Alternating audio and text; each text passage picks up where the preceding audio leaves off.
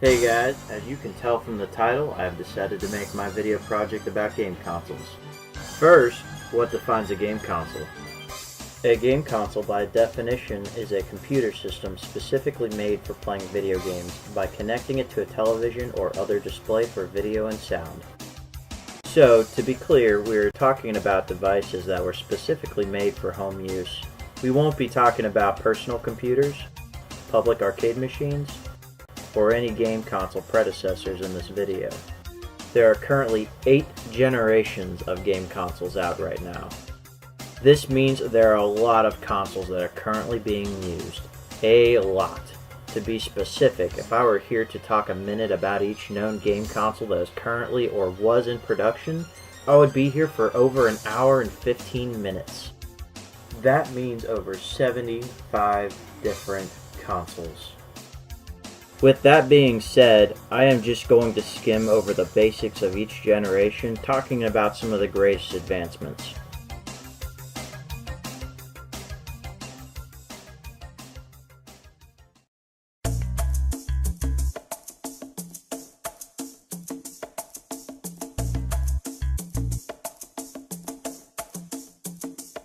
It all starts here, the Magnavox Odyssey.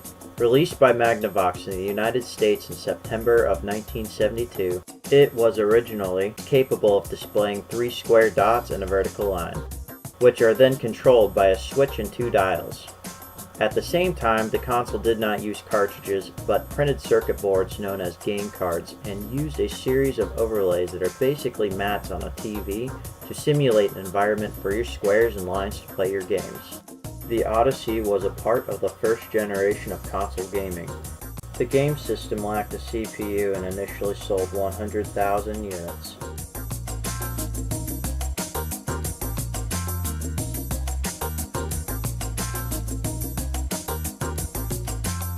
Fairchild released the Fairchild Video Entertainment System, or VES, in 1976.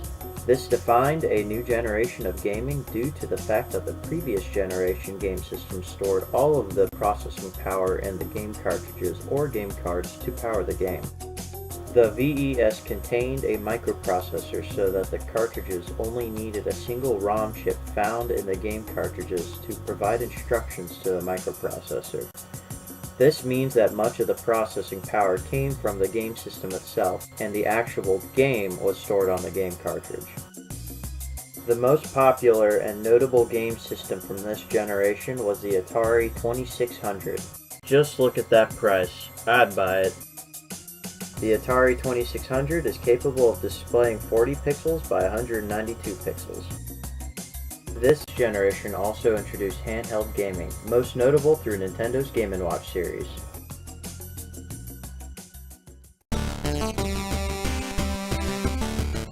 Now off to one of my favorite generations of gaming.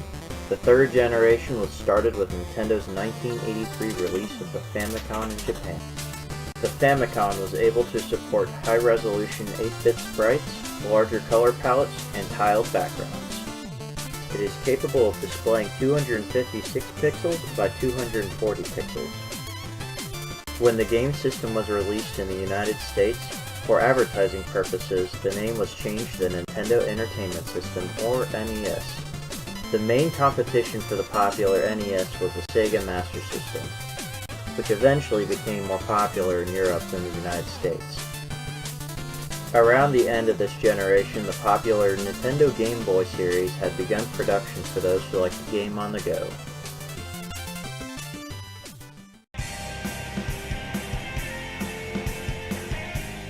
The first console to be brought into this generation was the TurboGrafx in 1987.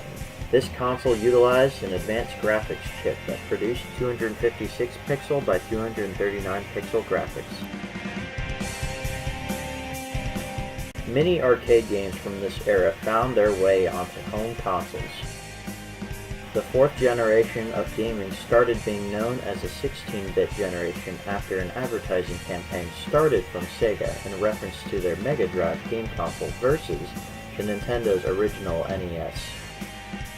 Nintendo then eventually released their Super Nintendo system, or SNES, in the United States around mid-1990s.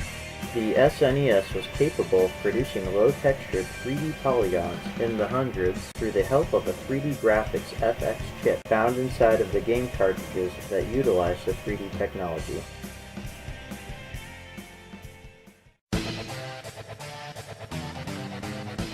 This era is mostly known for its advancements into 3D polygon technology as well as the conversion from game cartridges to compact discs or CD-ROMs. CDs provided consoles with the ability to reproduce in-game scenes as well as additional space for a longer game. A CD-ROM can hold about 660 megabytes, while the largest N64 cartridge can only hold about 64 megabytes. Originally, Nintendo tried to partner up with Sony to provide their consoles with the ability to utilize CDs, but the failed partnership left them with an additional game system that uses cartridges and another big competitor for the future. Due to the desire to create their own system, in 1994, the Sony PlayStation was released. Other notable game systems of this generation are the Sega Saturn in 1994 as well as the Nintendo 64 in 1996. These consoles also featured a polygon limit to about 300,000. This generation mostly focuses on the ability to use digital versatile discs, or DVD-ROMs, to provide an even more visually stunning and longer gaming experience.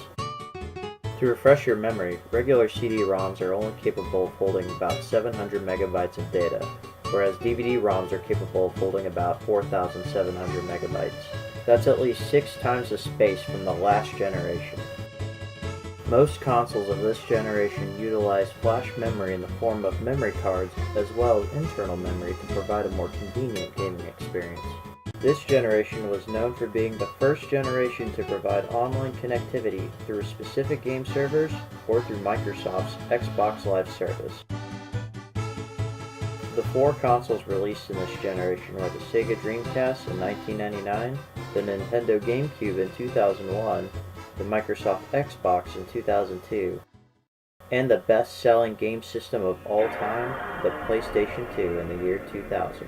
The PS2 displays at 66 million polygons.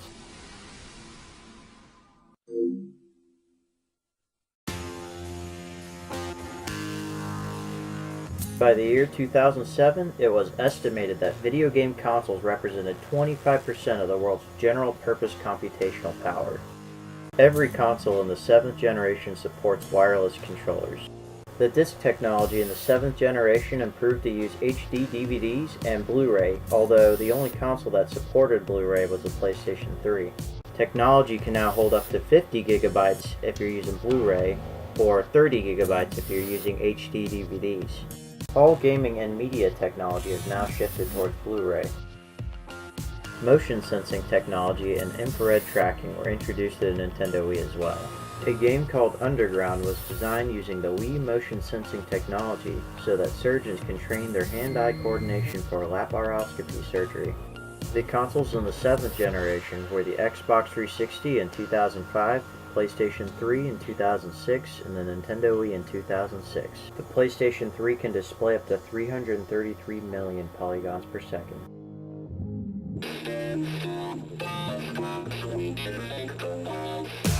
The 3 consoles that we are currently using in this generation are the Wii U released in 2012, the PlayStation 4 released in 2013, and the Xbox One released in 2013 as well. The PlayStation 4 is capable of showing 1.6 billion polygons a second. As generations go on, it gets more and more difficult for the human eye to distinguish the difference in polygons. The focus on this generation is actually more media-based, as well as a branch out to the Internet of Things and virtual reality. Earlier this October in 2016, Sony released their PSVR. Primarily focused on maintaining a low latency at under 18 milliseconds coupled with a high refresh rate at 120 Hz. The headset uses a 5.7 OLED display with a resolution at 1920 pixels by 1080 pixels. The device uses motion tracking from the PlayStation camera, accelerometers, gyros, and movement by your PlayStation Move controllers to detect movement. The capabilities provided by VR technology are limitless.